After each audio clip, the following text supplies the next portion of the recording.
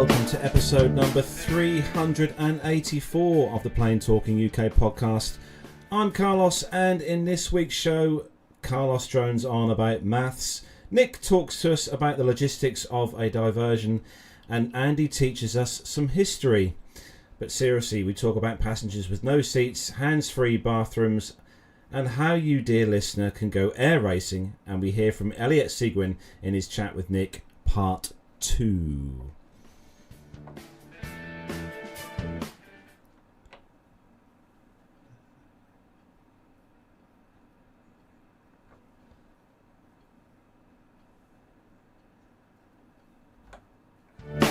I can't take the volume down.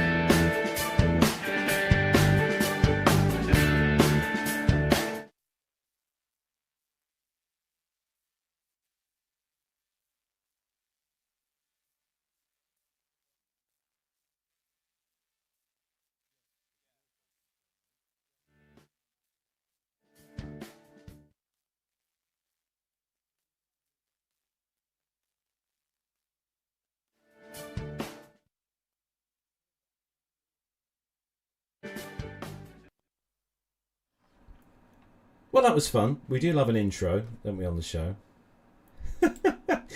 So, not joining me this week, as you can probably all tell, is Matt Smith. He is out enjoying himself at a party somewhere. And Matt, I really hope you come back next week. And also, Nev, unfortunately, is not with us this week. He's not feeling too well. Oh, there's audio jumping around here everywhere. What is go?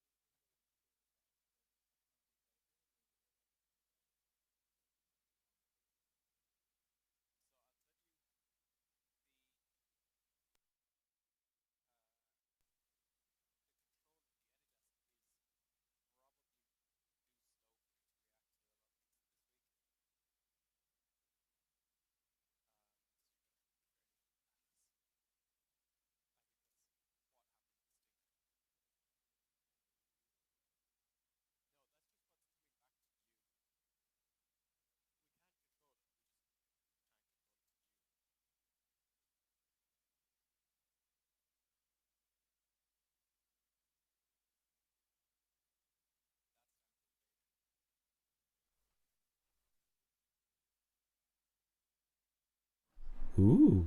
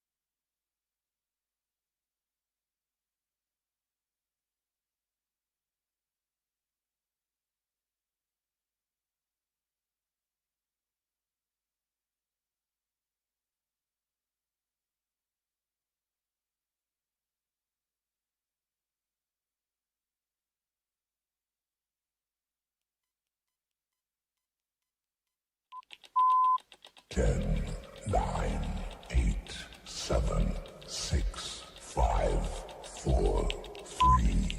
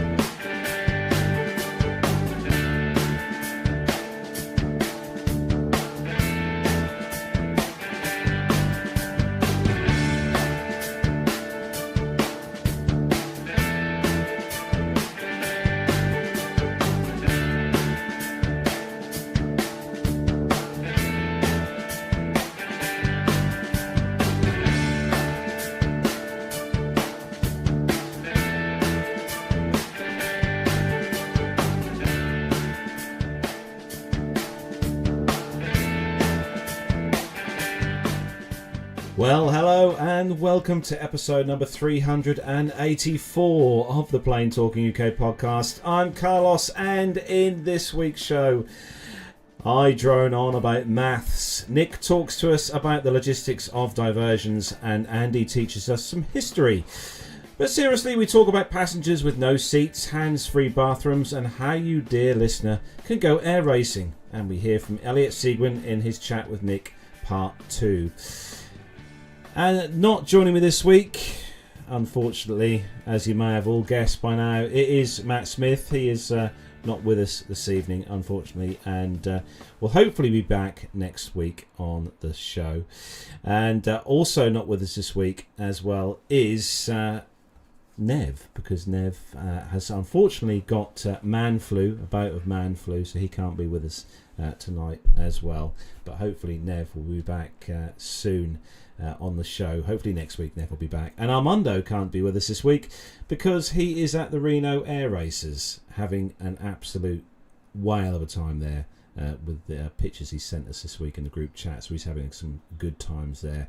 But I have, at last minute notice, managed to get 2 guests to join me this week on the show. And it's a shame they couldn't be here in the studio to give me a hand with all this tech stuff. But our first guest returning to us this week is a long-serving member of the guest host team. Well, it needs no introduction, really. It is, of course, the absolute legend. That is Andy. And Andy, welcome onto the show.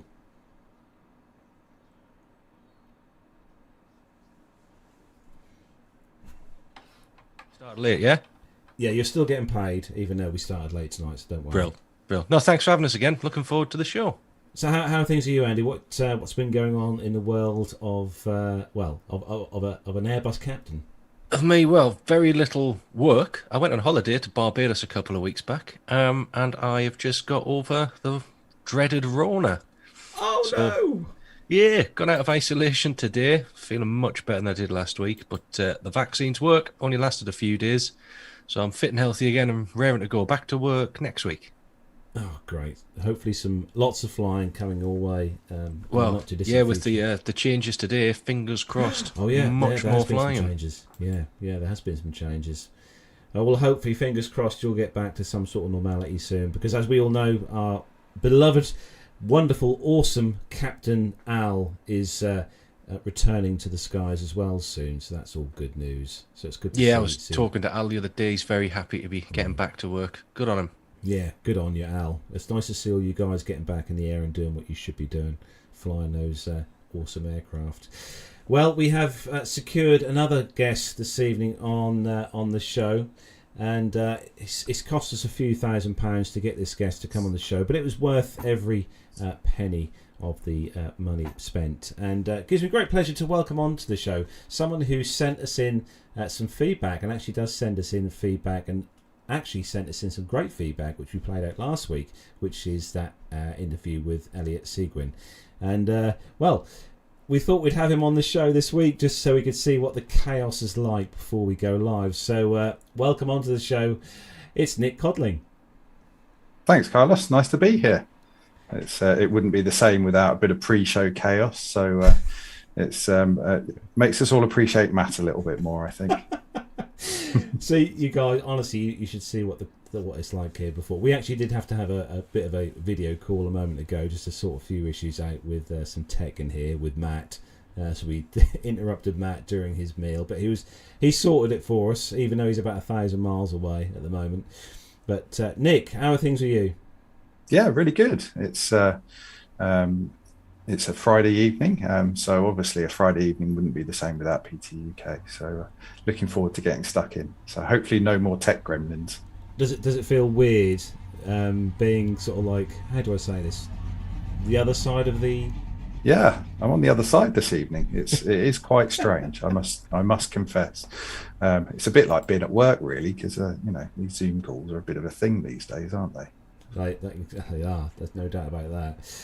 So we are going to have a quick look at what we call the weekly roundup, but it's something that I found online this week. And those of you who've got the Flight Radar 24 app, and there are other apps out there, Plane Finder is another good one. If you set up the notifications on Flight Radar 24, sometimes you get the notification of an aircraft that has squawked 7700. Then you get the notification come up, you can click on it and it'll take you to that aircraft where it is in the world, squawking said 7700. This week I'm going to try and get this up on the screen for you so you can see this, hopefully, if I can find the picture to bring up for you guys to have a look at. But this week I got a notification on my phone to say that there was an aircraft in trouble, and that this aircraft was squawking something slightly different to it was squawking 7700, but the aircraft in question was a Spitfire, a Supermarine Spitfire, the twin-seater version. And this particular Spitfire, we're just getting the picture to put up on the screen. It'll be with us in just a moment. The picture itself shows a screenshot of the aircraft. Like as I said, the twin-seater Spitfire, Golf Charlie Charlie Charlie Alpha, and this Spitfire was flying at quite some altitude, and its speed was not that great. For those who are watching YouTube feed, you'll be able to see that now on the screen. So you can see there that this particular twin-seat Spitfire was flying at 83,700 feet and travelling at 89 knots and squawking 7700. Any thoughts, Andy, our resident pilot? What do you think? The pilot was probably very hypoxic and clinging on for dear life. That's gotta be an error, hasn't it? I'd love to see a Spitfire up that high, though. Yeah. What do you think, Nick? Slight issue with the tech? I'm actually wondering if it maybe hitched a ride on a U2, perhaps. Yeah. Although I'm not even sure a U2 goes that high. I think they go up to about 70,000. Dirk S in the chat room says possibly Virgin Galactic Spitfire. That's a possibility. Or a very high altitude landing, Richard Adams says as well. I can't imagine how long it would take to get a Spitfire up that high. I don't think it has enough fuel. Shuttle Pod 1, I think Captain Jack flew is that anything else on there? I can't think. Flew in a Spitfire into space. Oh, I think Captain Jack flew a Spitfire in space. Possibly. I think that would technically class as space, would it not? Or is it over 100,000 feet?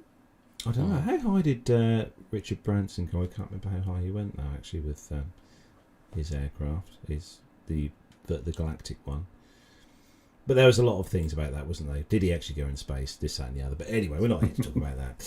So we are going to say a big hello to everyone who's joined us in the YouTube chat room this evening. All the usual family members in there. Just have a quick run through. We've got Lee Davies. Hello to you, Lee. We have got Aircraft 5. Hello to you, Aircraft 5. GB's Model Zone.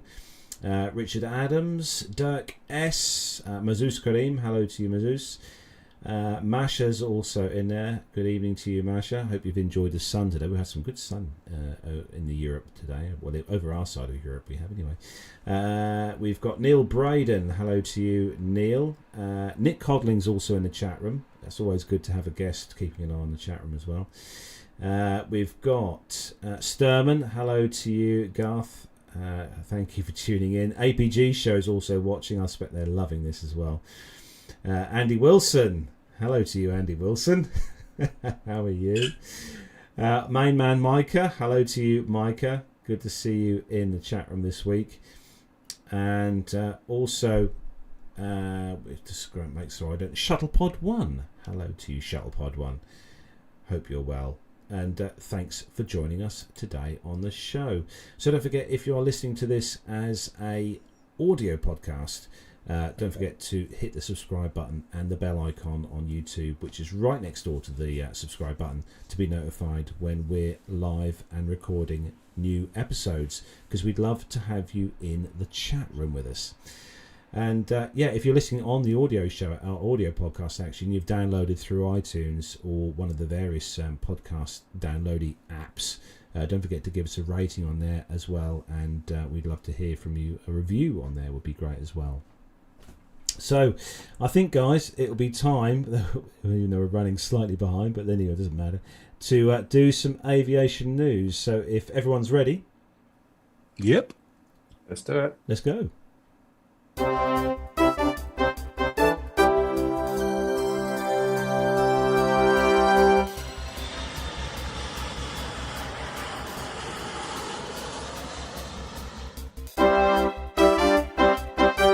So, kicking off this week's first news story, this comes to us from eurekalert.org, interesting one, bbcnews.com, repository.cam.ac.uk, journals.scholarshipsportal.info, and researchgate.net as well. Blimey, how many websites do you need for a story?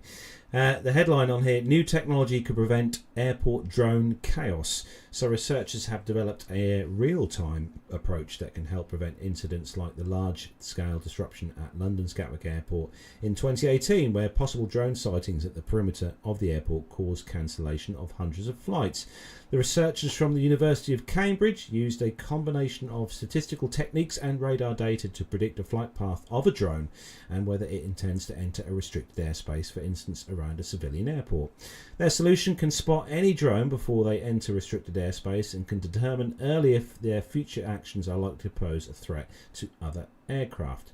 Results of validation trials using real radar data from live drone trials at several locations was shared at the Sensor Signal Processing for Defence conference at Edinburgh on Wednesday. The software-based solution uses a stochastic or random model to determine the underlying intent of the drone, which can change dynamically over time. Most drones navigate using waypoints, meaning they travel from one point to the next, and a single journey is made of multiple waypoints. In tests using real radar data, the Cambridge developed solution was able to identify drones before they reach their next waypoint based on a drone's velocity, trajectory and other data. It was able to predict the probability of any given drone reaching the next waypoint in real time. They said that there needs to be some sort of automated equivalent to air traffic control for drones, said Professor Simon Godsill, who led the project.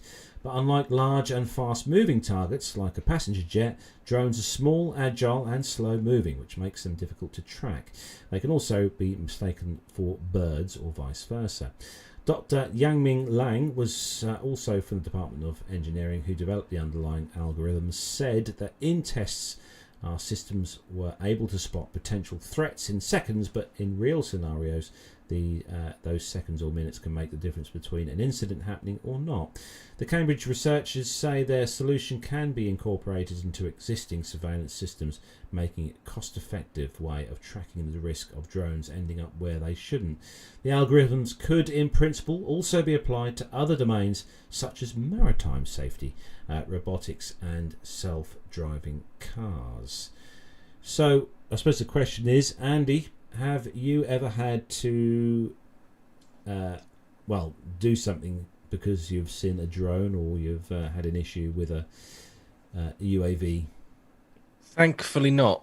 And I think this is absolutely fantastic. I have no idea how it works, but I'm glad it works because drones are a real danger nowadays to aircraft. The nose of an aircraft is extremely weak and frangible, and the leading edge of an aircraft as well can take a lot of damage from these things. I mean, even the lightweight ones moving at speed, it's like hitting a few bricks and can cause some real damage and potentially fatal damage to an aircraft. So I think it's fantastic that they've come up with this. I'm not clever enough to know how it works. Have you got a drone yourself, Andy, or not at home? I haven't. It's No. the one thing I haven't invested in because I think I'd get addicted to it. Yeah. What about you, Nick? Have you got one? No, I haven't actually. It's something I've thought about, and it would be a nice toy to have a play with. That's for sure.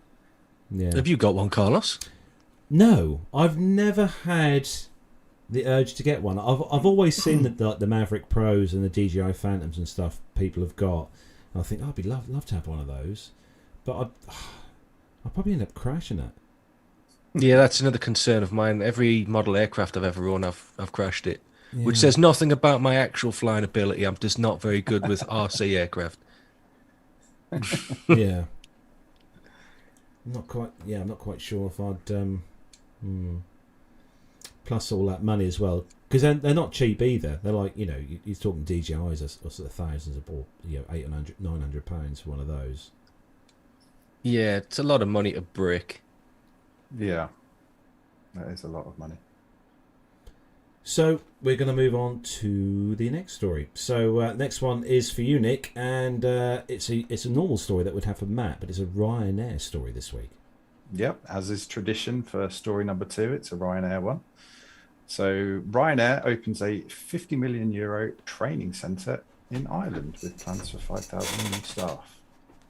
On Tuesday, the 14th of September, Ryanair opened a brand new €50 million aviation training centre in Santry, close to Dublin Airport. The training centre is equipped with 3 full-motion simulators, one for Boeing 737 MAX and 2 for Airbus A320 pilots, as well as 2 fixed-base simulators, one Boeing 737 and one Airbus A320. There are 15 classrooms for theoretical training, 5 individual pilot briefing and debriefing rooms, a specialist cabin fire training centre, and an emergency evacuation training device. During the opening on September the 14th, the airline also announced an agreement that Airline Flight Academy to be its exclusive cadet training partner. Under this agreement, Airline Flight Academy will operate and run this new €50 million training centre for Ryanair's next phase of post-COVID growth and expansion.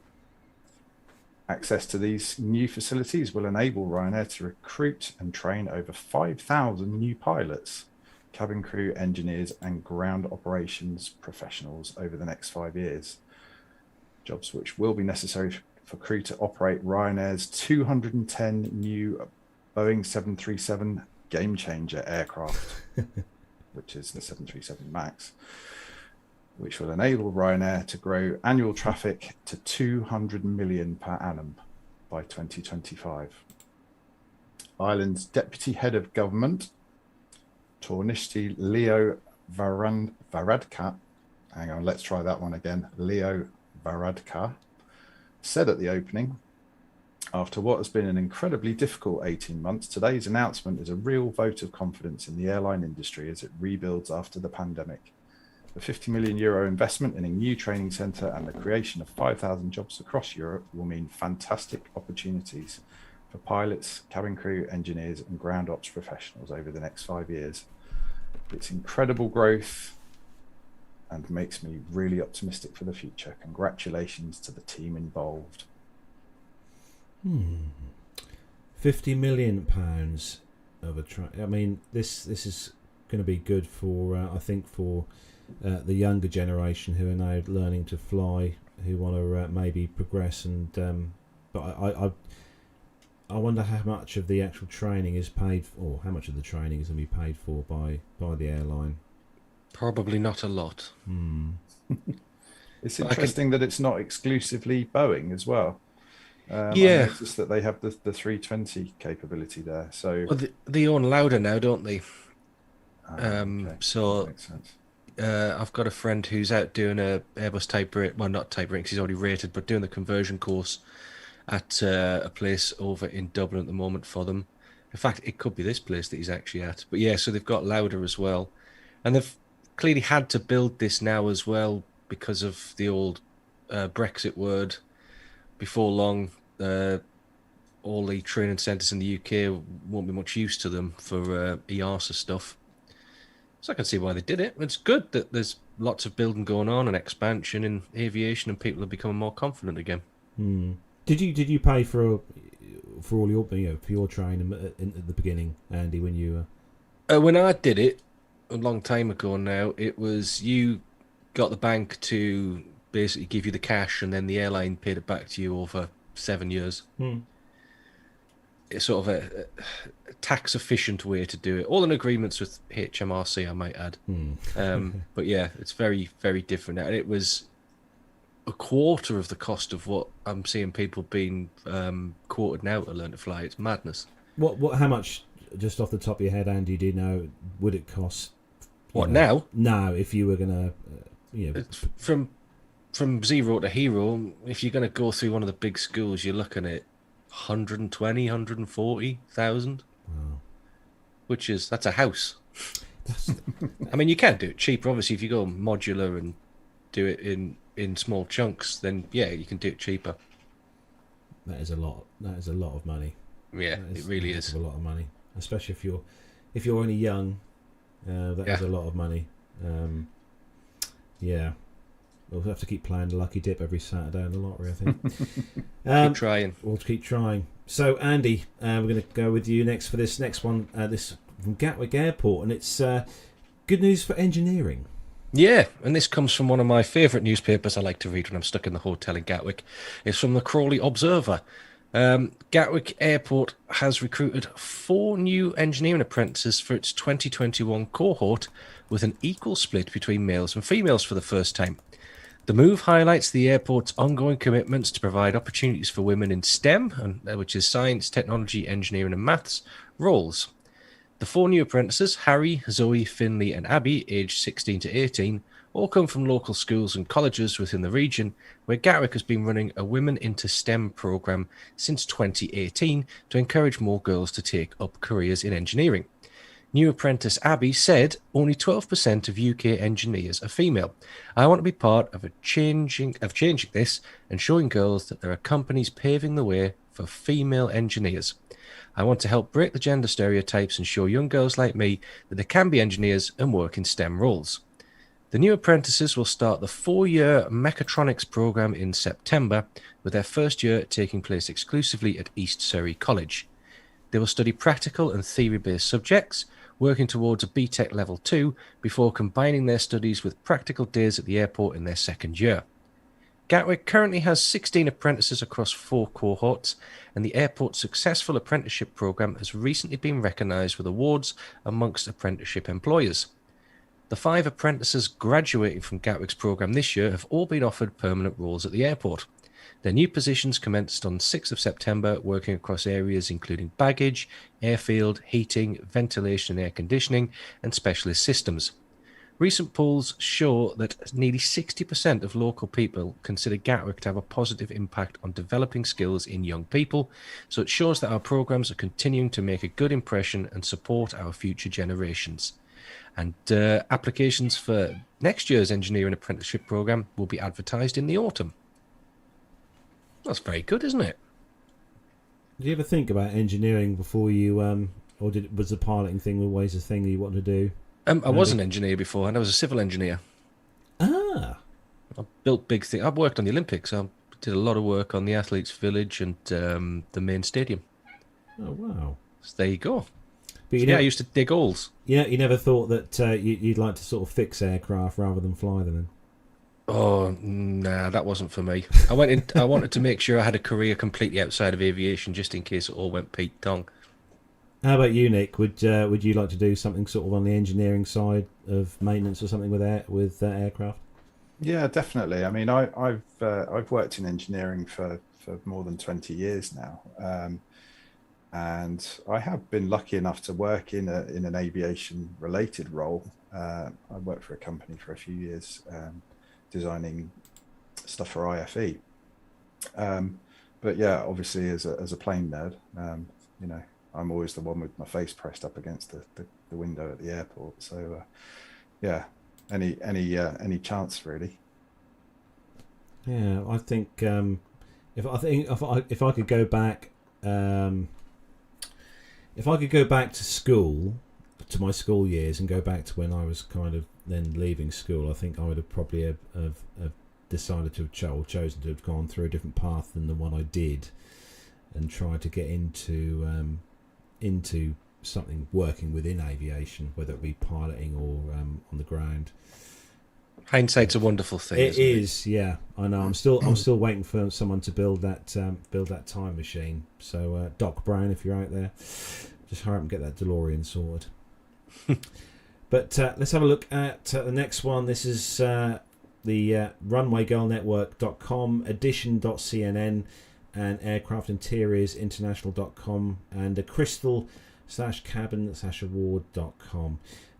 Crystal Cabin Awards, the airplane interior designs of the future. Now, we've looked at interiors designs before of aircraft on the show. Seats, normally in business class where Nev sits. But as part of the Virtual Aircraft Interiors Expo 2021, the Crystal Cabin Awards in the special categories Clean and Safe Air Travel and Judges' Choice Award have been presented for the first time. French cabin interior specialist Safran won over the international expert jury in both categories. The two special categories were developed in response to the global coronavirus pandemic and the impact on aviation worldwide. Clean and safe air travel is targeted at innovations for aircraft in the areas of health, hygiene, safety and cleanliness. The Judges' Choice Award has been designed for entries that would otherwise have been submitted in one of the 8 regular categories, including cabin systems and in-flight entertainment and connectivity. Hygiene concepts for the aircraft cabin competed neck and neck, I should say, in the clean and safe air travel category. In the end, Safran Cabin took the honours with its Beacon Clean Lavatory. This innovative bathroom concept combines antibacterial surfaces with hands-free features. Other notable nominees include Rosen Aviation's holographic controller, a control panel for flight attendants that opts for motion sensors over buttons. Meanwhile, Collins Aerospace submitted a sanitising light solution for the airplane cabin called Lilac UV, which sanitises airplane interiors whenever a light is omitted. The system can be applied in lavatories, galleys, flight decks, cargo bays and throughout the cabin, and has an intelligent dosage controller that can be set for scheduled cleanings or manual applications during flight or between flights. The system also has an occupancy detector for enclosed spaces to ensure that areas such as the aircraft lavatory are only subjected to UV when a passenger is not present. Safran prevailed over the other 4 finalists in the Judges' Choice Awards category 2. The Safran Seats team winning entry in cooperation with the Universal Movement is called Interspace. Wing-like cushions can be retrofitted to suit folding out the backrests of the aircraft seat to enhance not only comfort but also privacy, functioning as a partition between seats. The innovation is targeted primarily at short to medium haul economy and business class flights. And Lucas Kastner of the Crystal Cabin Awards said the awards body had noticed a recent trend towards creating increased privacy in the economy cabin. Another entry on the shortlist, Toyota's Boschku's Cloud Capsule concept imagines a dual-level aeroplane cabin which uses the area above the economy seat as an additional space for passengers. In 2022, the Crystal Cabin Awards plan to return to its original 8 categories, with Ketzner telling CNN Travel that he expects a focus on in-flight safety and hygiene to linger.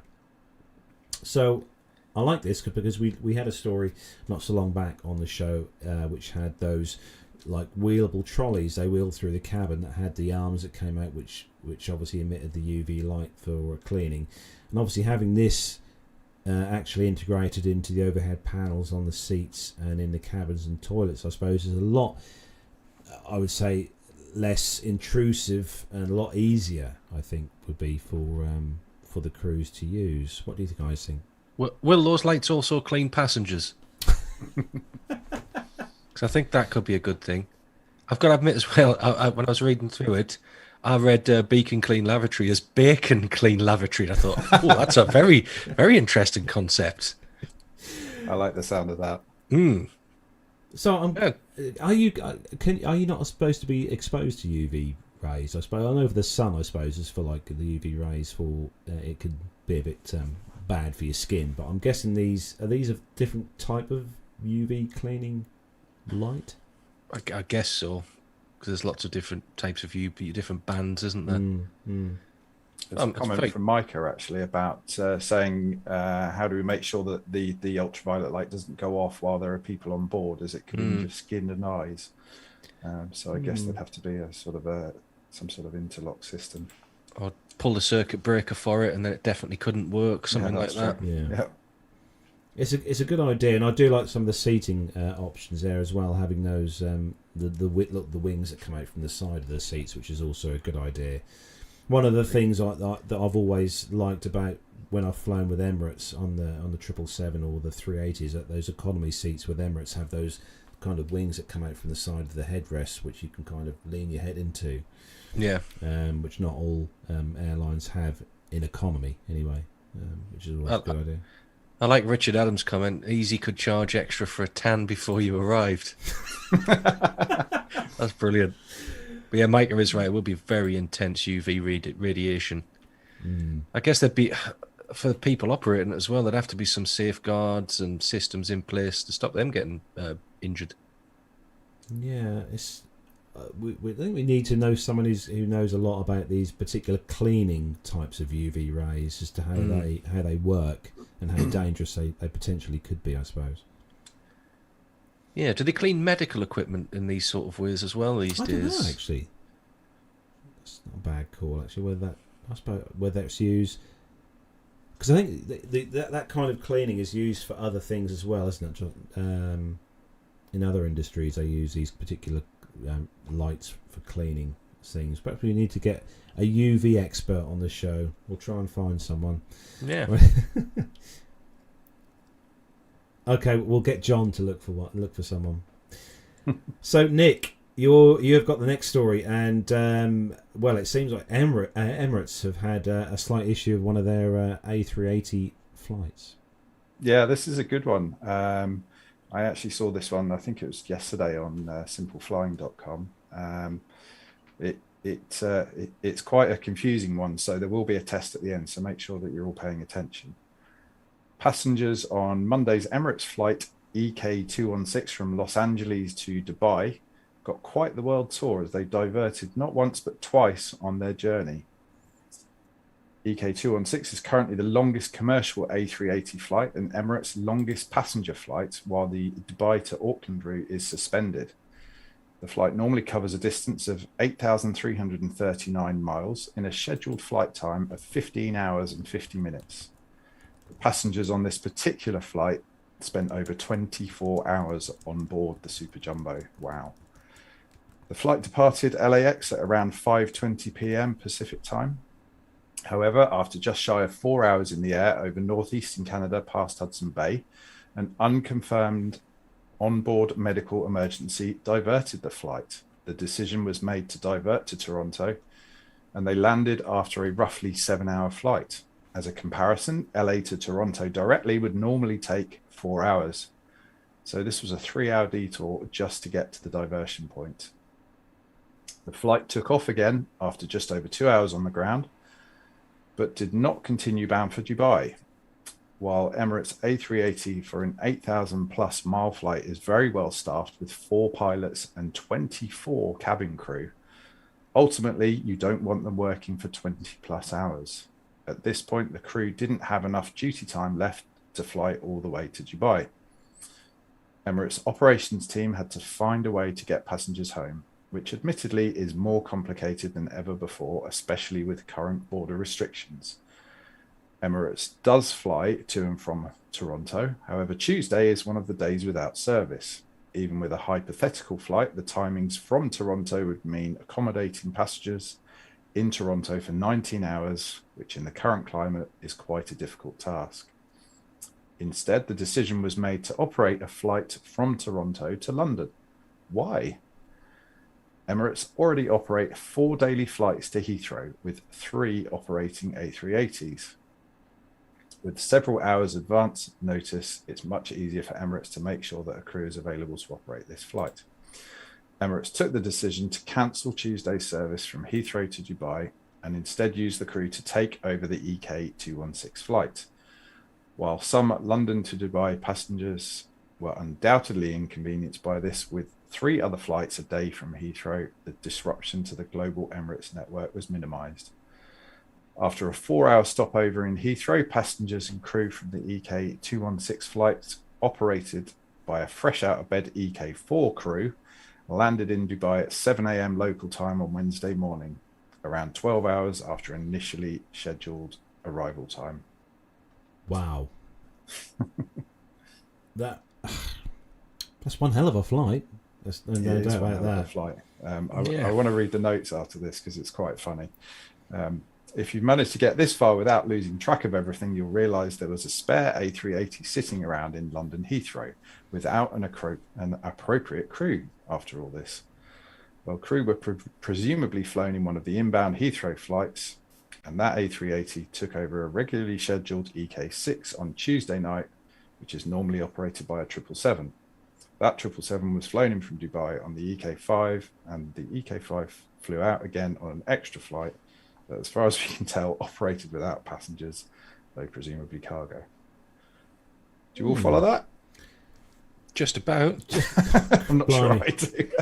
It sounds incredibly complicated. There weren't any details on what the medical emergency was. But yeah, even a 3-hour diversion to Toronto just for that, that seems like a long time to be waiting. But I guess if you're in northern Canada, you don't have many alternatives. Flight operations at huge airlines, especially like that, have a bad enough time when things like this happen in normal times, let alone the middle of all this COVID and everything else. So I think they did quite well to sort of sort all out and keep everybody moving. Yeah, imagine 24 hours sat on the plane though. Whew. I wouldn't want to be doing that. Sat in economy. Nah, I just don't travel economy, mate. That's the answer, isn't it? Yeah, I'm with Nev. One A, seat 1A. 1A, definitely.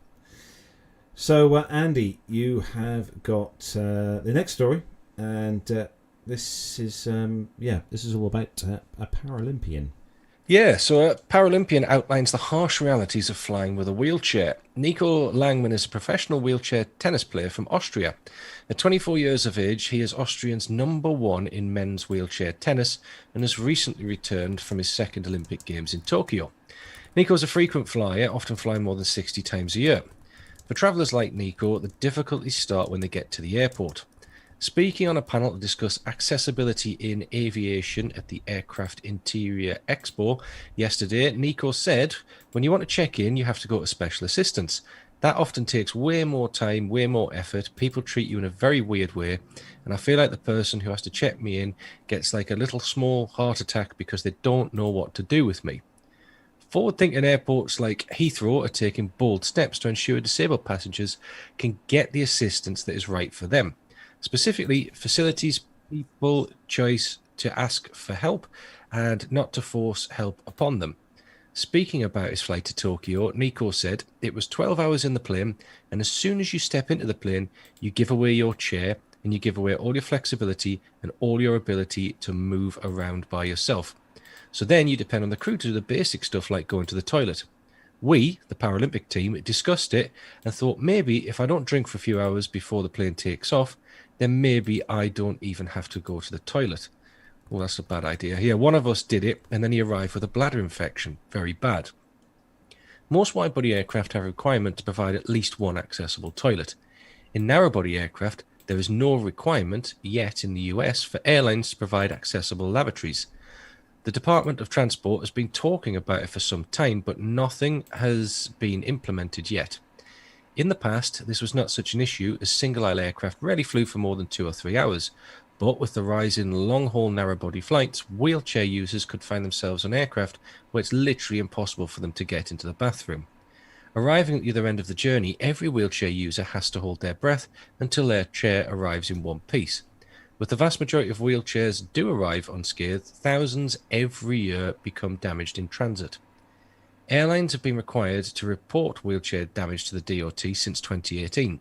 Since then, 15,425 wheelchairs or mobility scooters have been lost or damaged while in the care of the airline, airport, or ground handling company.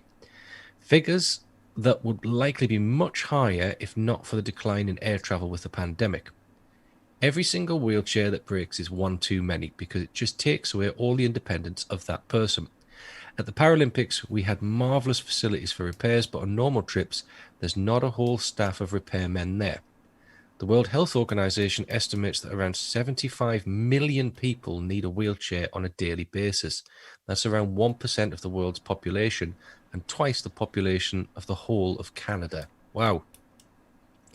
That's a lot of damaged equipment. I just want to know where the lost ones go. Oh, like everything. They just vanish into the abyss that is aviation. But yeah, it's sad that in the 21st century we're still not right there with helping everybody. Yeah. Yeah, that is bad. I mean, the wheelchairs that are used in airports, they are literally used just to take the passenger to the aircraft, to the gate, I think, aren't they? I think the actual person's private wheelchair is normally stowed in the hold. You normally have a choice. You can use your own wheelchair right up to the gate, and then they'll take it down to the hold. It's not well known that on especially narrow-body aircraft, there is, and I think it was a European directive, there is a wheelchair on board, but it's not particularly useful. But there is one, but they wouldn't be able to use it themselves. So they have the kind of the small wheeled chair. It's a sort of little narrow thing, isn't it? I think. Yeah, that's right. Yeah, it's just possible to get up and down the aisle. Yeah, and that's the other problem with aircraft. It's crammed in with seats, isn't it? That's where the money is. So there's not a lot of room for accessibility for people who need it. It seems as though there's a real lack of accountability with baggage handling staff. Oh, yes. In terms of stuff getting damaged. I find that extraordinary. Yes, well, we lost, not a wheelchair, but we lost our daughter's pushchair on the return trip back from Barbados. And you go on, we flew with BA. Basically, it's, we don't owe you anything for that. I mean, it did turn up eventually, but the amount of slopey shoulders when it comes to stuff like this is unbelievable. Right, so let's have a look at the next story, which is all about the Reno Air Racers flying into Microsoft Flight Simulator. This comes to us from RGI.com. And for those of you who love your Microsoft Flight Sim, I kind of do, but I'm an ex-Plane 11 man, as you know. In what can be described as the biggest little nod to Reno's airborne sports heritage, the STIHL National Championships Air Racers will be immortalised in video game form this fall as it gets added to a popular home flight sim. Microsoft Flight Simulator will feature the event historically known as the Reno Air Racers as a new 8-player racing mode in the game later this year. The new mode was announced on Tuesday during Gamescom 2021. They said that we are excited to announce our partnership with the Reno Air Race Association to bring the world's fastest motorsport to Microsoft Flight Simulator, Microsoft said in a statement. Many of the planes can fly up to 500 miles per hour at an altitude of between 50 and 250 feet above the ground. And the Reno Air Race Association, meanwhile, said it was thrilled to be featured in the upcoming Flight Sim expansion pack. The association had been working with Microsoft for more than a year, and keeping its involvement with the expansion was a secret and was hard work, said Chief Operating Officer Tony Lagetta. The end result was totally worth it, he said, however, especially given the publicity that the game will provide, not just the Reno Air Races, but the overall community as well, Lagetta added. We hope this brings the excitement of the Reno Air Races to many new eyes and inspires young people to explore the field of aviation and maybe one day race here in Reno, I wish. The update will feature an improved rendering of Reno and its surrounding environments to put together, as we say, flew Reno, which means we sent a plane over Reno. George Newman, Microsoft Flight Simulator head of told gaming site Polygon. He said, we took fresh photographs, we had our own height fields. It's as clean Reno as it was 3 weeks ago and as clean as you get, he said. The inclusion to the popular flight simulator is good news for the Reno Air Races, which cancelled last year's event due to the pandemic, and the air race, which was started in 1964, is obviously back this year and is running from September the 15th right through to the 19th, which is a few days' time when it finishes, which is where Armando currently is, funnily enough. But any of you guys, I know, Andy, you've had a dabble in a flight sim or two with your job, obviously. But Nick, how about you? Have you dabbled in Microsoft Flight Sim or only very, very briefly? I've actually started a new job recently, and I use 3D CAD for my job, so I require something that's fairly high spec, and I'm kind of hoping I might be able to persuade my new employer to give me a laptop so that I can bring it home and put a flight sim on it. So we'll see about that, but it's definitely something that I'd like to get my hands on. That some of the graphics you put up there on the video look great. How about you, Andy? Well, I have dabbled in many flight simulators. I do actually have a copy here somewhere, funny enough, of FS98. That's how long I've been playing with it. Yeah, it was definitely in this pile of CDs. Anyway, Microsoft MSF. Oh, there's FS 2004. I've got loads of them. But yeah, the new one is brilliant. I haven't tried it myself. I've seen a few friends playing it. I saw some pictures of Concorde as well, a new Concorde for it that looks just unbelievable. So yeah, it's a great bit of kit. I've used it many times just to practice certain procedures in some aircraft, especially when I was trained to fly, doing my instrument rating as well. It was very handy for that. So yeah, it's good to keep my hand in. Oh, I haven't invested any more kit with the flight sim at home. You've got enough. Recently, I've got enough. There are a few pieces I'd love to get, which you can only get in Europe at the moment. The MCP panel is one of them, but the particular piece I want is nearly £1,000. It's not the cheapest hobby to have, I'm not going to lie, but it is good fun, you know. So Nick, you've got the next one, and Delta had a slight issue here with passengers. Yeah, I think someone needs to do their sums. So this is coming from viewfromthewing.com and bbc.com. So early on Sunday morning, Delta flight 1732 from Charleston, South Carolina to Atlanta pushed back from the gate with more passengers on board than seats. There were 180 seats on board, but 182 passengers.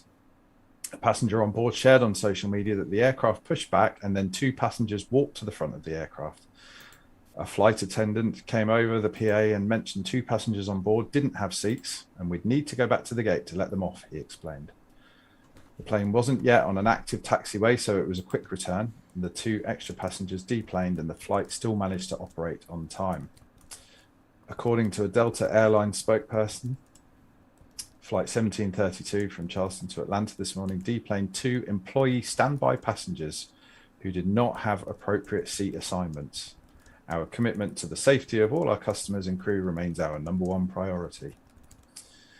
Apparently, prior to closing the boarding door, there were two empty seats that were assigned to non-revenue standby passengers, although the passengers originally assigned to those seats were actually on the aircraft. The incident calls to mind two contrasting times recently where planes actually did take off with more passengers than seats. In January 2017, Pakistan International Airlines boarded 416 passengers on a 777 with 409 seats for the 1,700-mile flight from Karachi to Medina. The extra passengers stood in the aisle. Turns out the captain said he only learnt about the situation after takeoff, and the dump fuel to land back in Pakistan was not in the best interest of the airline, so they just continued on. And 2 years ago, a TUI flight operating from Marne, Spain to Birmingham, UK, with seat assignments that didn't exist for 3 passengers due to an aircraft swap. The plane carried fewer passengers than planned. Nobody was denied boarding, and instead a family sat on the floor throughout the flight while using jump seats for takeoff and landing. Is that allowed, Andy? Passengers using jump seats? 'Cause I thought that was... well, not the jump seat on the flight deck, obviously, but the crew seats. I have known it's been done before. We definitely don't allow it in my airline. But as long as you have a seat and somewhere fastened in, and it's not a safety critical jump seat as well, because there are some spare, you definitely couldn't have passengers sat at the actual door, because that's a crew position. They need to be somebody trained, ready to operate that door in an emergency. So yeah, it's not very good, especially not having passengers stood in the aisle as well on a flight. That's a definite no. Yeah, that PIA flight had an additional, I think, 7 people on board. Yeah, 7 people. I mean, I guess that, aisle. it's a wide body aircraft, so perhaps there would be additional jump seats, but even so, that's still a big no. Yeah. That's terrible. So I remember the good old days when you could actually go onto the flight deck as a passenger and, Yeah, I remember that as well. Chat to the crew and, sit on the jump seat, those good days, which will probably never return, I think. I had exactly that experience on my very first flight on a 747. Oh, wow. What, on one of the jump seats? I was lucky enough to be on the upper deck of a 747 going across to the States, and I was, I think, 9 or 10 at the time. My brother and I were the only children upstairs, and the captain was kind enough to give us a little visit to the flight deck, which was an amazing experience. It really is when you're that age. The last jump seat ride I had before I ever got in the industry was the end of August 2001 on a TriStar. Magic words to my ears, Andy. Yeah. Tell us more. Carry on. American Transair. Do you remember that little airline that existed? Yes. ATA. It was Manchester to Orlando, but it had to stop in Gander both ways for fuel. And it was on the way there that I got a ride on the jump seat. I was bold as brass, 16-year-old me. Can I come and sit in here, please? Yeah, all right. It was great. Lots of horrible veneered panels in there. But apart from that, it was beautiful. And it's a shame that I'd love to have people on the flight deck to come and visit. But unfortunately, the world that we live in, you have to suspect everybody. Actually, I was going to say, that must be something you miss, I think, as a pilot, having especially young kids come up and see you on the flight deck. We can still do it on the ground. Mm. There's been plenty of times, especially in the summer, the height of summer, as long as we're parked up, like if we do remote hold, so get off the stand, go and park somewhere and we've got a slot for like 3 or 4 hours or something like that, then engine shut down, the aircraft is then it's secure, so you can open the doors and let them in. And normally 9 out of 10 times the queue's halfway down the cabin, and it's mainly the dads that want to come in, not the kids. The dads are just sort of going, come on, let's go and have a look. Let's just go and have a look. No, Dad, I don't want to go in. Well, I want to go in. Come on, let's go and have a look. And me. That would be me. Yeah. I'm in the same boat as you, Nick. I still do it now, Nick, when we're on the ground now. Yeah. Absolutely. I mean, look at that the flight that me and Nev had back from Dubai a few years ago when we landed at Heathrow, and we went up to the flight deck and we were up there 3/4 of an hour after we landed, still chatting to the crew. All I'd say to anybody who wants to do it, just do it on arrival, preferably back, especially with low-cost carriers, back in the UK or whatever, because normally we're getting off, so then we've got time. Whereas we're not being national. We don't have time because we don't get a lot of time on the ground to turn an aircraft round, and of course, a lot of it's safety critical stuff, especially performance calculations. But when we're back in base, or it's the end of the day, or we're getting off, no problem at all. Got all the time in the world to talk. There we go. A great bit of info there for listeners. I think, Yeah. Andy, well done for that. That's good to know that obviously we can still come up and see you. Richard Adams says in the chat room, why does the captain in Airplane and his little chats with that boy spring to mind? Oh, brilliant. You haven't got an Otto on the A320, Andy? No, the closest inflatable thing I've got is my daughter's pink flamingo, and I think that would look weird in there. I love that film. Sticking with you, Andy, for the last story, and this is all about a particular kind of aircraft that I know our main man Micah absolutely loves. Yeah, so this is the last flying Catalina flying boat recreates historic race, and this is from portsmouth.co.uk. Golf Papa Bravo Yankee Alpha, a 1943 Catalina flying boat, is one of just 10 of the aircraft still flying worldwide. And the rare sight impressed the crowd gathered to watch her land at Daedalus in Lee-on-the-Solent at midday today. Well, that's a big mouthful.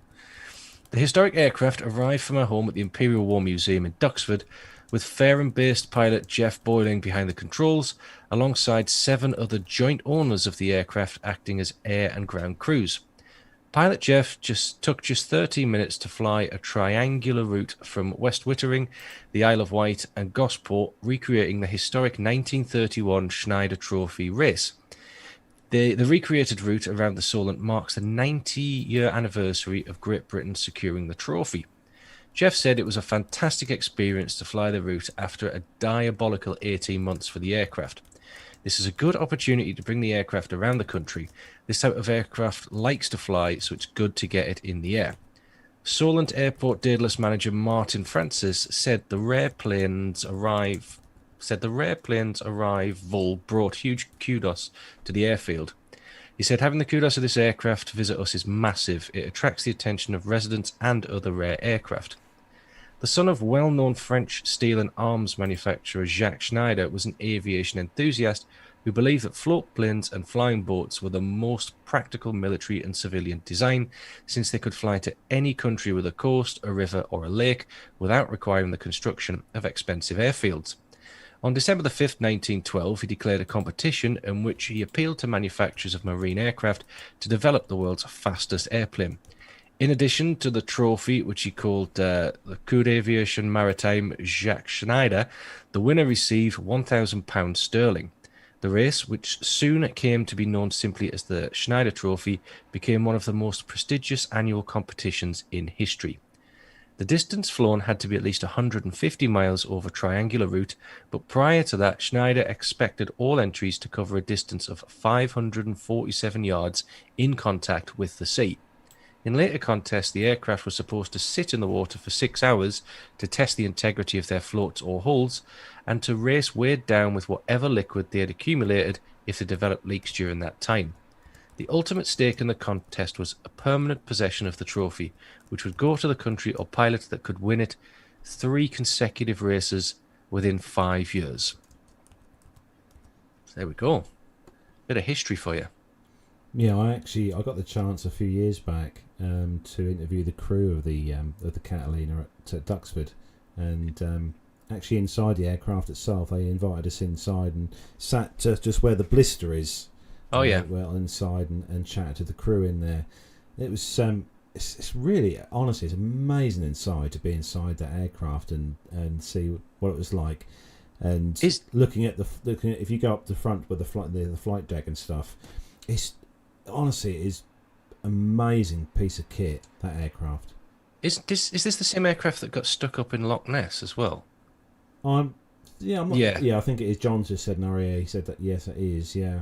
Yeah, because it has had a horrid 18 months because it looked like at one point it wasn't going to get back out of there. So it's really nice to see it back flying again. That's really nice. Yeah, for anyone who lives in and around Cambridge, Nick probably knows as well, you can sometimes see this doing test flight or flying around Cambridge and Duxford and that. So When- you can say, Nick? No, it's it would have been interesting to have seen that. I used to live down in that part of the world, and I actually recall having seen a flying boat going along Southampton Water. So, Wow. having lived around that part of the world, it would have been pretty cool to watch it flying over. A few years back when we lived in London as well, it used to, on a weekend out of Duxford, it used to fly across London and down to the south coast. And I remember seeing it out. We lived in quite a tall high rise, and you could see it sort of a little bit below us going across through London City airspace. It was brilliant to see. So that is kind of where we bring the commercial news segment to a close for this week. We have got one of our caption this to do this week, and we're going to run the first one that we set a few weeks ago, because last week we had a busy show 2 weeks ago, and obviously last week we didn't have time to fit that in because we had obviously the very special show we had last week. But we are going to go to our set one question, or picture I should say, that we set a few weeks ago on Caption This, and we're going to put the picture up on the screen in a minute. We had loads of great feedback for that first picture that we had, and the picture was of a flight deck of an aircraft. It's had some great pictures, honestly, some great comments on this, and the flight deck picture itself. Andy, what would you say for the benefit of our audio listeners? Obviously it's an Airbus, I think it's a 340. What would you say is some of the features of this particular aircraft? Looking at it, it's a 380 380 flight sorry. deck. Yeah. The feature of this, it looks like somebody's installed Windows on it, then gone onto some illicit sites and had a lot of bugs infect the aircraft. And they also like takeaways and beer. Isn't that what the table's supposed to be for an Airbus, though, Andy? Oh, yeah, eat your dinner. Do it instead. Not like these Boeing pilots where you've got to sit and eat it off your knee. I'm loving the the PS4, I think it is, on there. Where's that? Oh, yeah, on the windshield. Yeah, I like the furry dice as well. That's very good. And I think it's got on the captain's side, on the far left-hand screen, you've got Doom playing on there. Honestly, I've got to admit, if I walked into work and it looked like this, I'd be like, I'm definitely going to enjoy work today. I don't know. It's running. It looks like it's running Windows 98. So God help you. I could install FS98 on it. Then I'll find me CD. And actually, just looking on there, there's actually a remote control just near where the flap lever. There's a remote control for the TV. And there's a TV. I love the TV guide on the seat that features a picture of the 80s program Chips. This is quite. I did wonder what that. I thought that was Starsky and Hutch for a minute. But we've had some great comments on that. We're going to look at the list first. We're going to start at the top of the list first. So we had the first one was from Jake, and he said, the new Airbus variant, the A320 Essex. Very good. And do you want to take the next one, Andy? Yep, this one's from Neil. It says, the items on Nev's ride have been put in place prior to his flight simulator morning session. And Nick? Comment from Dave, maybe an image of aeroplane and outdoors. Interesting. Okay. Jeanette says, the other Uber. I'd love to see an Uber driver pull up in a 380. That'd be good. Andy? Yeah, I like Stuart's Airbus working from home edition. And Nick? So Darry says, as long as there is a takeoff and land buttons on the panel. The good old takeoff and land button on the Airbus, eh? Chris says, Captain Nick on his long hauls. I'm glad you mentioned chips before, because Richard says the captain was not happy that the F4 had left his chips on the seat. Nick,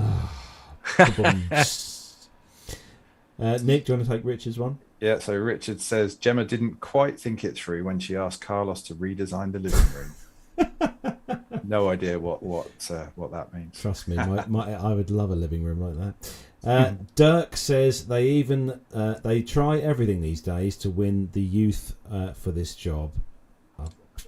But good, you definitely get the youth, definitely with the PS4 on there anyway. Andy?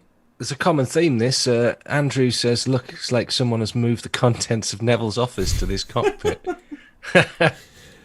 And Nick, do you want to take the last one? Yeah, and another one from Andrew. Carlos Home Sim that he goes on about. Oh, yes. Thank you, Andrew. Everyone knows about Carlos's Home Sim. I know. I do love a bit of simming.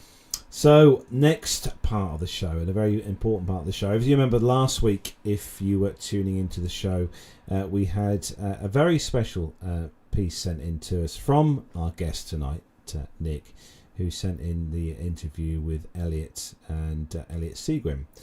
And we left the last piece with them in Scotland, and this is going to be part 2.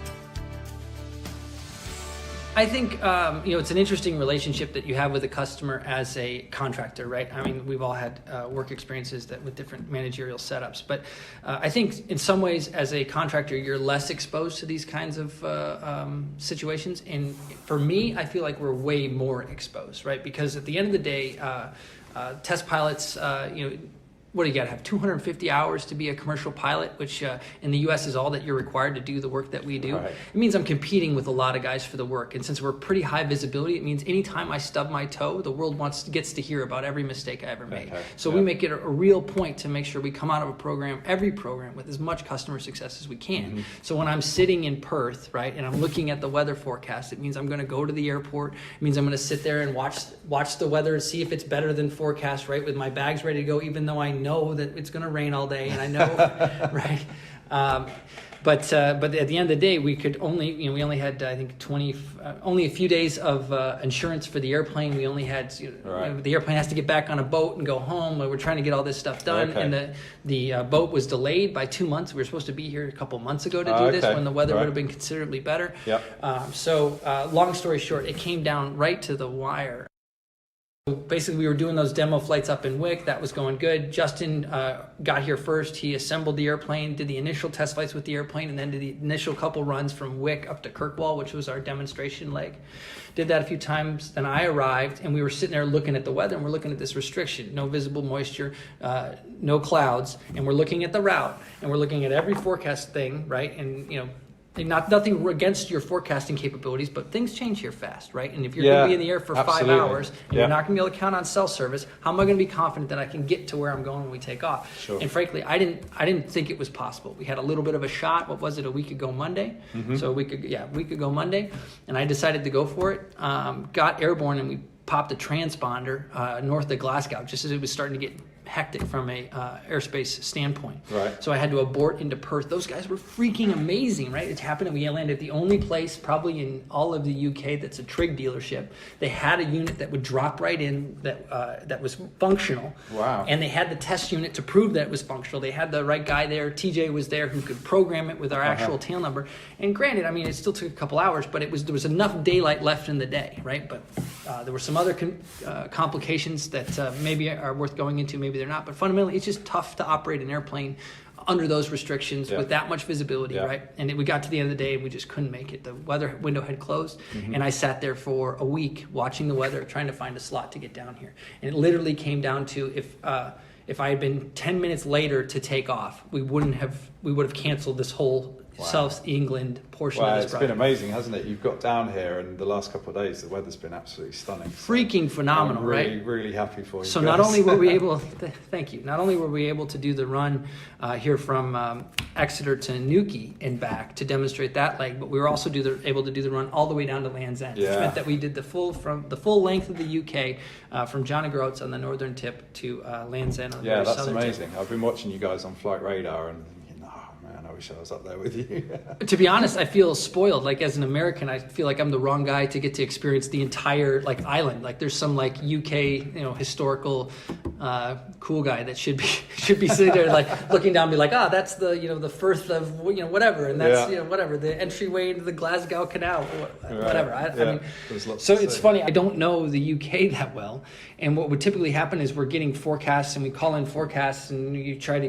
get everybody's got all their forecasting tools, and then someone bumps into you, and they're like, well, when you're going into Edinburgh, you need to watch out for the such and such before you make the turn to Manchester, and I'm like, where is Manchester, right? So I had this cheat sheet, and every time somebody would say the name of a place I'd never heard before, I would draw a dot on my 8.5 by 11, and I would write in that name of that city, right? Because I could pull it. I mean, obviously we all have Google on our phone. I could pull it up, but then you would like, well, is that north of Newcastle or south of Newcastle? I need them all on the same piece of paper. I just carry it around wherever I go to think about all the geography. I mean, the UK as a whole would probably fit into Texas about 5 times. So it's it's strange in that sense that everything must seem quite dense for you in terms of the flight time. What was your flight time between Perth? We had a little tailwind. It got down in the 3-hour range, 3 hours and some change. That's pretty good. But to be honest, I would compare it to California. Right. So California, we have sort of the big mountain range between us and Nevada on the east side, and then obviously the ocean on the west side.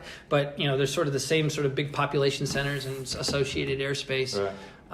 It's just the biggest thing I noticed is it was narrower, right? So we came down off of Perth, flew down Edinburgh to Teesside, and then across the island out to north of like Liverpool. Yeah, and I saw you went down past Blackpool, didn't you? And that section where you cut across, it was like I turned the nose over to the west horizon. I'm like, the water's right there. Right. Like, we're going to be there in a second. So you could probably pretty much see the whole width of the UK. Right. And so then the end result, right, to go from Wick, where it's like incredibly unpopulated, right, and it's very it's Scottish, but you're right on the edge of the Cairngorm National Park there, so it's right at the bottom of the kind of really mountainous part of Scotland. And then to go through to spend time in Perth, which felt more like I was getting a feel for what actually Scotland was, proper right? Scotland, proper Scotland, well said. And then to be here, which is like vacation country for the English, right? I don't know anything, but that's what it sort of feels like.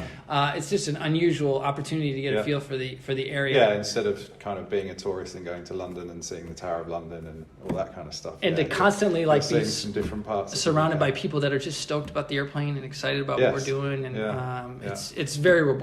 So I think that's the biggest thing about sort of the internet in general, right? Is it's easy you put stuff out there and you count views or whatever, but it's hard sometimes to visualize what that looks like as far as meeting people, and this was a very unique situation to come into contact with a lot of people I wouldn't otherwise get in contact with, and talk to them about what kind of whatever airplanes they get stoked about, and what they're into, and get better feedback. I'm going to come on to that at the end of the interview, actually.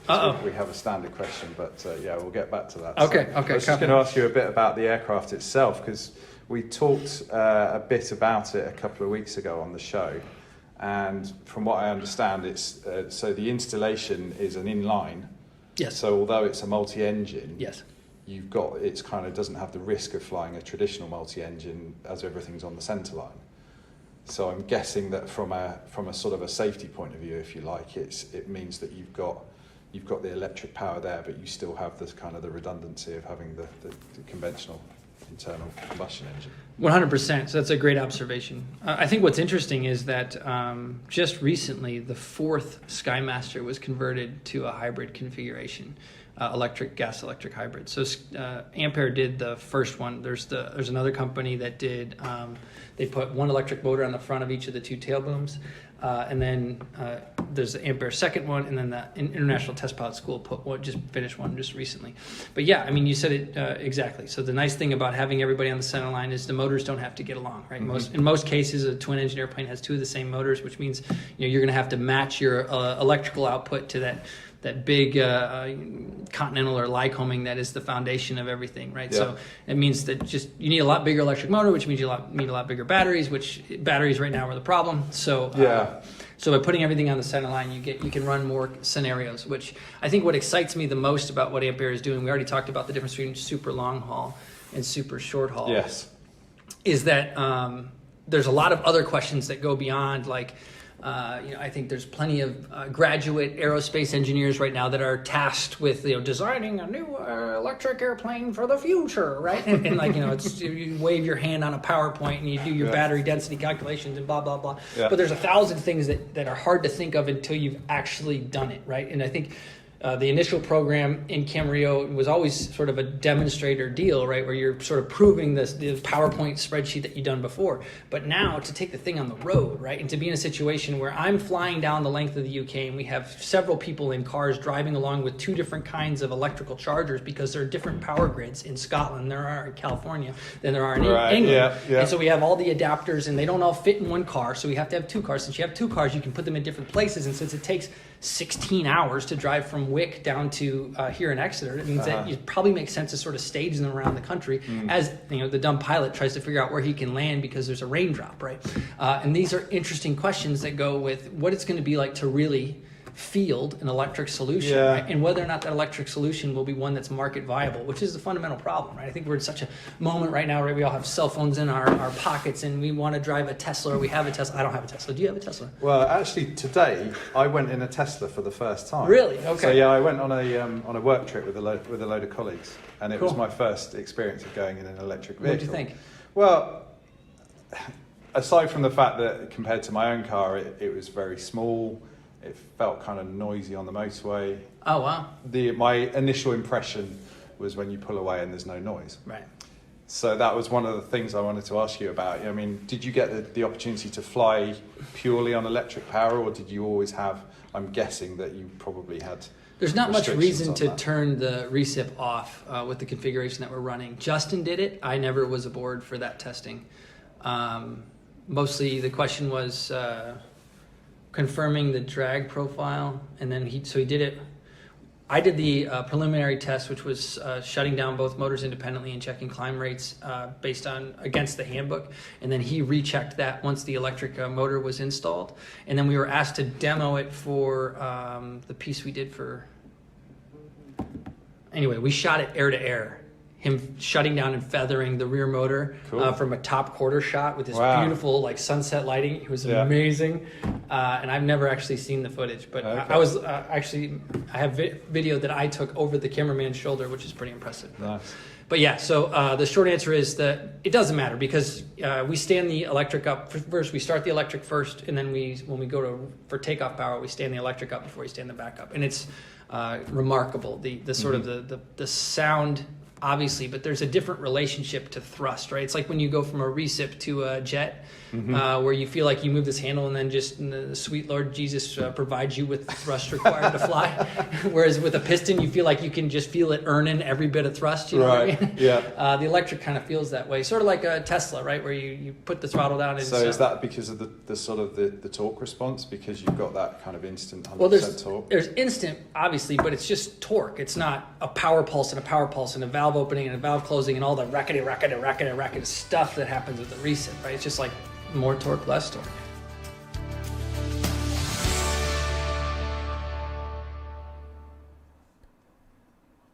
Going to say a massive thank you to you, Nick, for putting that together. And I'm just going to actually ask you, Nick, how did that all come about? The actual, getting to chat to Elliot. Well, I've been following Elliot on Instagram for probably quite a few years. I don't know if anybody watches Flight Chops on YouTube.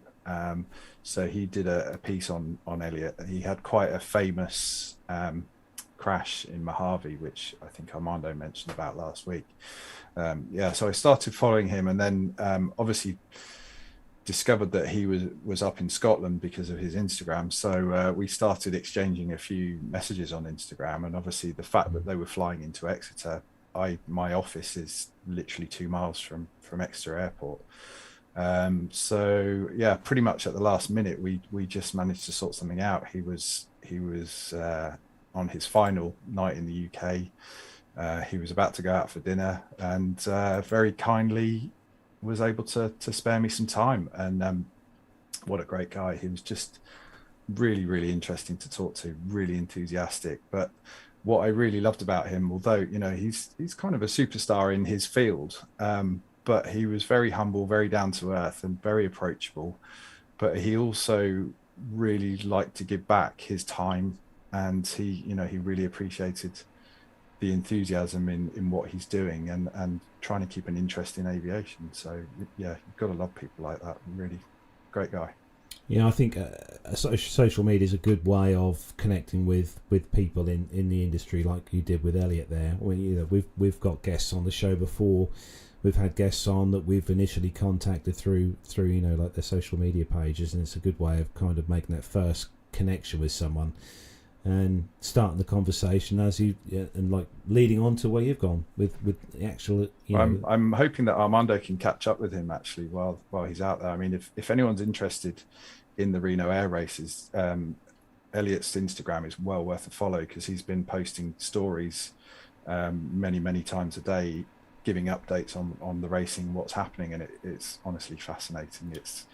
It's made me go from being mildly interested in the Reno Air Races to now being, I really want to go. What's Elliot's Instagram, just in case people might not know? His surname is spelled Seguin. So the Instagram is actually at @ED_Seguin. So it's EDSEGUIN. I'm just plugging it in now. Yeah, it was a brilliant interview. Really enjoyed that. I'll stick that in the chat for anyone that's interested. Yeah, got it here ED Seguin. Yeah, he is on. I'm just clicking follow there, so I'm now following him now. Oh yeah, great stuff on Instagram. Definitely worth a follow. He's got some pictures from Reno on there as well, which is good. Honestly, so much aviation on Instagram. I love it. But thanks for that, Nick, for putting that together. Very much appreciated, and lots of love from the chat room as well for that as well, Nick. So well done. Great interview there. Lee Davis is saying, and Dirk S says that went well. So well done. So moving on to the next part of the show, which is this week's Caption This Picture. So this week we trawled the depths of the internet to choose a picture for this week, which would be a military kind of focused picture. So I came up and found this particular picture, which will be on the screen in just a moment on the from the internet, which is a military picture of an F-16, which is having a slight issue with foam. And we had lots of great captions coming in from our Facebook followers. Don't forget, just in case you don't already see us on Facebook, if you don't follow us on Facebook, just give us a follow. And on Wednesdays is when we normally post the Caption This Just for Fun picture on our Facebook page. So if you don't follow us yet, just go over to Plain Talking UK on Facebook, give us a follow, and that picture will be on there on a Wednesday for you to leave your captions on. And hopefully we will hold on, I'm just grabbing the image, and here we go. I'm just going to grab the image, and I'll just grab the image here. There we go. We'll get that on the screen, hopefully, if I can find it.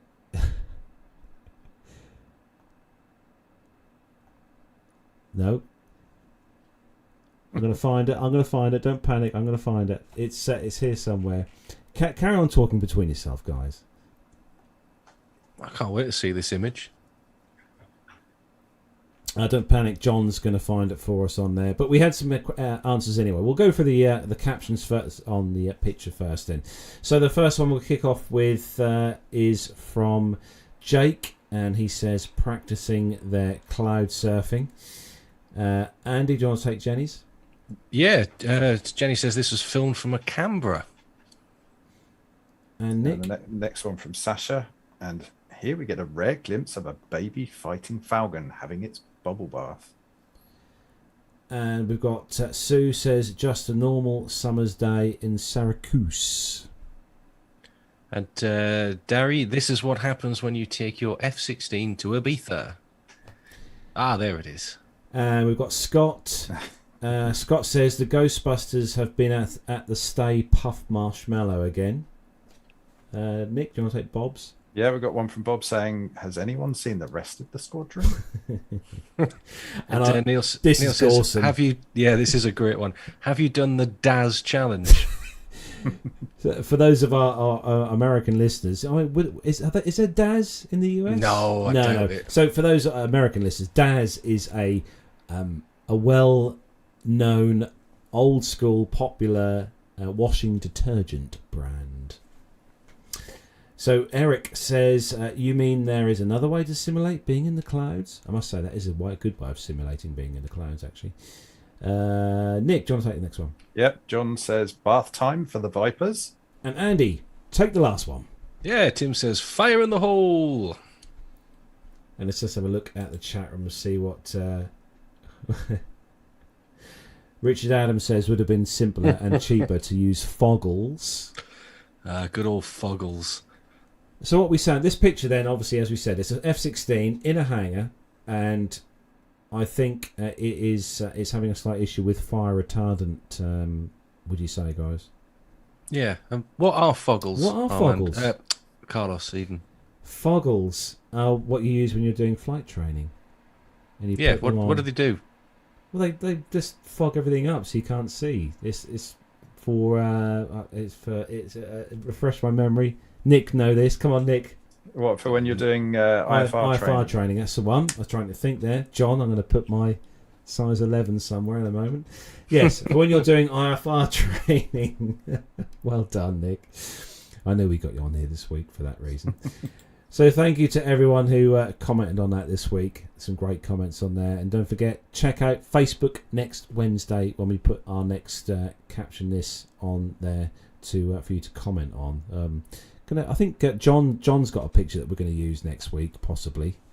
We'll might have a good one there next week, so keep your eyes peeled in there. But he's got to ask permission first for us to use it.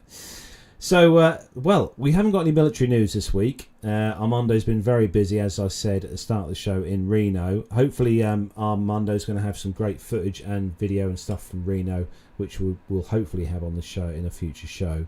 And hopefully all the team will be back together next week. But obviously we've got Nick on the show this week. Nick is obviously one of our loyal listeners. And obviously, Nick, you've been doing some flying as well. So, Nick, I suppose I'll ask the first question to you, Nick, actually, is how long ago did you start listening to us lot on a Friday night rabble on? Yeah, that's a really good question. We talked about this briefly, didn't we, yesterday? I'm going to say it was probably in the low 200 episodes, something like that. So it's got to be 4 or 5 years, something in that region. So, yeah, I came across from a well-known American podcast that we won't mention the name of. Is that the 3-hour one? Yes, that's the one. Okay. Yeah. So it's been a few years. With podcasting generally, I've been quite heavily into podcasts for probably 10 or 12 years, maybe more than that. So to have found a nice regular supply of aviation goodness once a week, it's been a real pleasure. Oh, thank you for tuning in and listening, staying with us. So, what is your kind of your background as such in aviation, Nick? Where did are you learning to fly? Are you a pilot, or what? Well, look, it kind of makes me laugh really, because every week you have these great guests. We've got Armando, who obviously is the king of cool. I should add actually that. As a Patreon supporter, I got a personal video message from Armando, which he recorded on the flight deck of an aircraft. Oh. He did it while it was parked, I should add. Sat in the left seat. The guy is just super cool. What can you say? You've got Andy. Andy flies an aircraft for his job.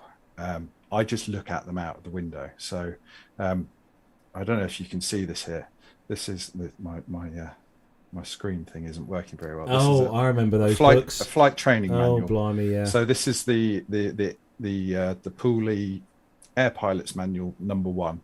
I'm about 2/3 of the way through that. So that kind of gives you a bit of an indication about where my journey is in terms of my flying. So I would say that sort of previously my job has taken me around the world quite a bit, and I used to spend a lot of time on aeroplanes, flying all over the place, which I always enjoyed, even though I was sat in the little seats at the back. But sadly, not been able to get behind the controls as yet. I've probably done less than 10 hours at the controls of an aircraft, so that's definitely something that I'll be looking to improve upon in the coming years. Have you obviously, you said you've done a lot of flying with work and stuff. Have you had a chance, obviously, because they're a dying breed now, a chance to fly obviously on the Queen of the Skies? Many times, actually. So dating back, my very first business trip I ever went on, I was 24 years old. In fact, I was 23. And the reason I know that is because I was going to the United States, and when I got there, you had to be 24 to rent a car. But the guy at the rental counter obviously liked the look of me and let me rent one anyway. So yeah, that was my first trip on a 747. I've probably been across the Atlantic on a 747 at least half a dozen times. And in fact, the last time I went on one, I was lucky enough to be on the upper deck on a Virgin flight. So yeah, really, really great memories. And I suppose the question is, your favourite out of the two big ones, Airbus or Boeing? Oof, you're not going to draw me on that, Carlos. I had to ask. Honestly. So my other hobby is motorcycling, and you always get the you get the sports bike guys and the Harley guys, and the two are always at loggerheads with each other. For me, if you ride a bike, you're cool. So I think it's the same with aircraft. Any aircraft's cool. And your favourite low-cost carrier in the UK? Nick? Oh, interesting. Unlike Nev, I have flown on Ryanair. I should add, it wasn't booked by me. It was another work trip, actually. I've flown on EasyJet quite a bit, actually, and I've always found them to be a great service. I do miss Flybe. I used to live in and around Southampton, and now near to Exeter, and I've used Flybe quite a lot, both around the UK and into Northern Europe. And I've got to say, I miss their service. So yeah, hopefully they'll be back soon. So what is the plan? And obviously, Nick, you said you're obviously reading the books there. I think there's another 8 or 9 books in the series, or is there more on it? I can't remember now. It's been so long since There's at least 7. Yeah. So do you, obviously, is the goal then to get that PPL? Oh, definitely. Yeah. I think probably longer term, I would want to look at maybe doing taking a share in an aircraft, something like that. So that's definitely in the plans. I might have to sell a motorbike first. Any words of wisdom for Nick, Andy? Oh, blimey. Keep going at it, especially when it gets tough. There's a few of those things, especially MET and performance and aircraft general knowledge, that you read it and just go, oh, God, why am I doing this? But it's all worth it. And you're an enthusiast as well, so it's not really work. It doesn't feel like work, does it, when you're doing it? Yeah, I think that makes it easier to learn for sure. Yeah, it's been good actually, because although this is flying training number 1 that I'm reading, it's actually really, really interesting to be able to kind of look at the theoretical side of flying, and actually see how it compares to my assumed knowledge. So I think for people like ourselves that maybe don't fly yet, actually, even if you think that you might not ever take the controls, it's actually still really interesting to get the background. Actually, definitely. Richard Adams mentions one of my least favourite books, the Air Law book, the actual exam itself wasn't that great either. But yeah, it's not a lot of fun, Air Law. No. And also, never be afraid to go back though. Keep those books and use them, because you can't remember everything. Yeah, I never profess that. I can't remember half the stuff I learned in flight training. Your brain's not big enough. Well, mine certainly isn't. Do you remember, or did you ever have a when you were training? And did you ever have the whiz wheel?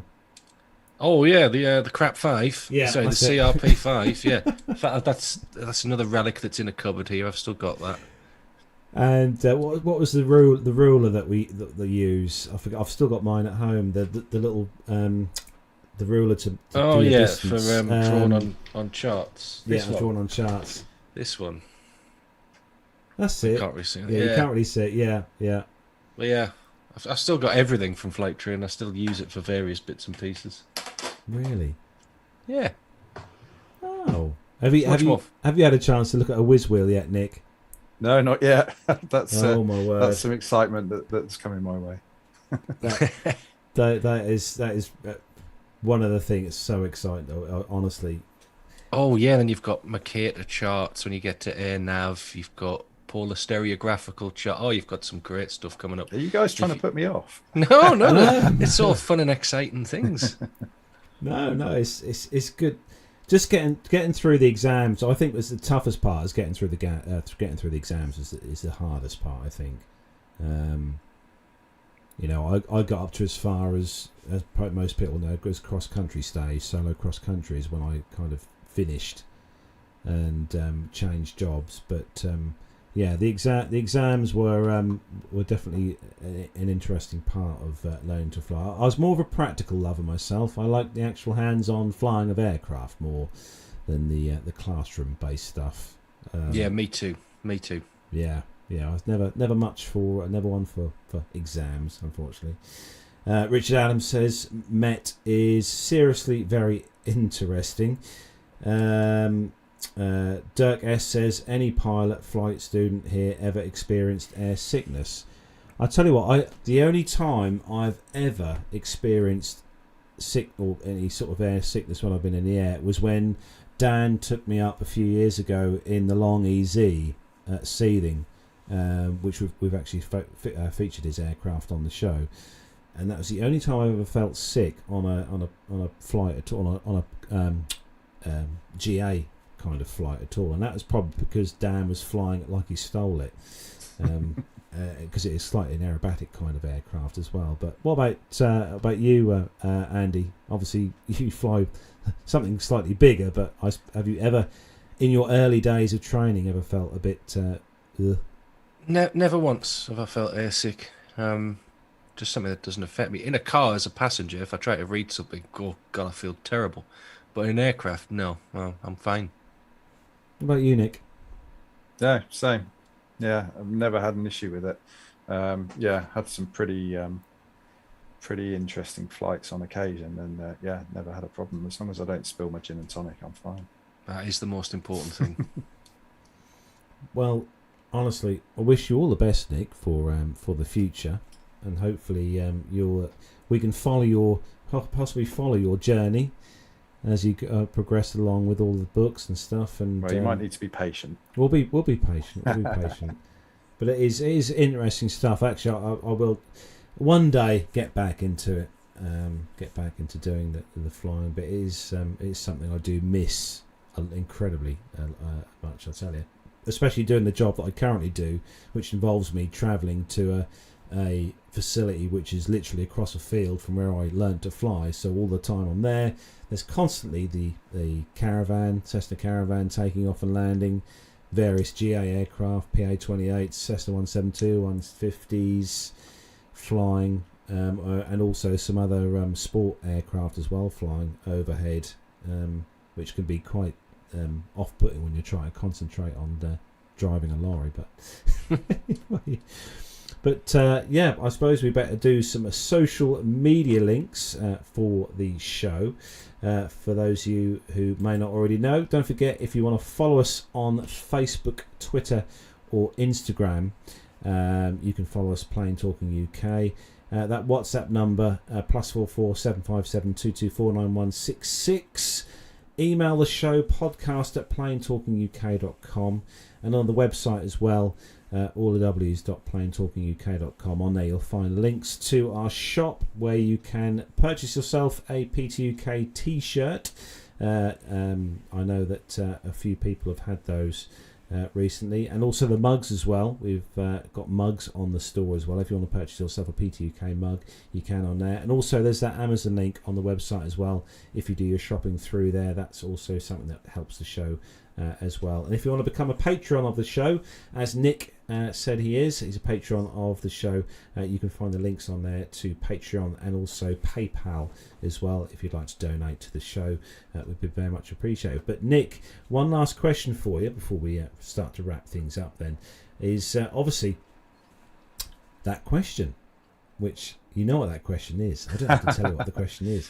But no, Nick, given that choice, to go tomorrow in the lovely weather that's forecast for tomorrow, and fly any aircraft, be it retired, GA, commercial, military, retired, still flying. What would that? Now this is. I wasn't expecting this. I should have been better prepared. I think the first one that springs to mind for me has got to be Concorde. I think, having been on a couple of static Concordes.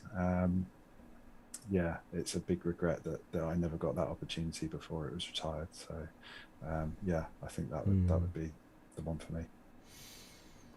And Andy, did you ever get a chance before we go to fly on Concorde? No, I saw it many times, but we never got a chance. No. Well, hopefully, all being well, if we can secure the venue that we're hoping to secure for our up and coming 400th show, hopefully that we can help with that wish. Fingers crossed. More information to come soon. We're not going to say anything else, but we're that was a good tease. I know, bit of a tease there for you. But Andy, thanks for joining us tonight. It's been good to have you back on the show. And, absolute pleasure. Always love being the super sub. And just a quick question for you, Andy, as well. How's the pub getting on? How's the pub going on? Great. Yeah, I've got a lot of painting to do, but it's getting there. I've got a brass bell now as well to call last orders, but I'll never have to do that.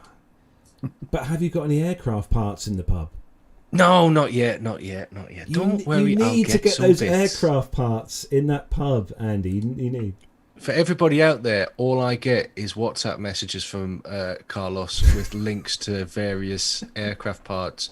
We're just lined underneath saying, "Buy it, do it." Do I? Oh, I can't remember sending those. I will buy some eventually. Oh, that'd be good to see. Good to see those.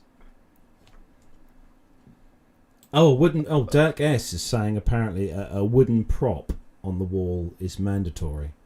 God, where do I pinch one of them from? Oh, am I meant to buy it? Yeah. Oh, I'll have to find somewhere to find one of them then. But yeah, you're right. That would look quite nice. Or I suppose for you though, Andy, you'd have to get, rather than a wooden prop, you'd have to get kind of like the front cowling, front fan off a CFM 56. That's quite big. A fan blade, maybe. You'd fit the front end of a CFM 56 in your pub, surely. Oh yeah, I would. But that's quite a large wall area taken up. But imagine the speaking point in that pub, though, when your friends and family come round and see that in your pub. Yeah, it can't be broadcast what some of us say, probably. Anyway, before we start spending any more money on plane reclaimers or other sites that sell wonderful aviation stuff, we're going to start to wrap up the show then. So a big thanks again to Nick for joining us on the show tonight. It's been a tech marvel on the show tonight. I'm sure Nick's had a real insight into just how the show is put together. It's been flawless, absolutely dreamy. And also to you, Andy, as well. Thanks for joining us on the show tonight again. Thanks for being a super sub, as we said, or as you said earlier, a super sub of the show. It's been great. Thanks for having us again. So, we better let everyone get away. Obviously, John's now moving stuff around the screen. I'm trying to load up the outro for the show. So thanks to everyone for joining us on the show tonight, and don't forget to tune in next Friday to the show where we'll all be back again. Or hopefully all of us will be back in. Hopefully Nev will be better. If you're listening, Nev, get well soon. And Armando, looking forward to bringing some stuff from Reno, which will be great to see that on the show, hopefully. So that's it then, guys and girls. Have a fantastic weekend. Take care, and hopefully, fingers crossed, all being well, we'll see you back next week. Take care, everyone. Say goodbye, everyone. Bye. Bye. Bye.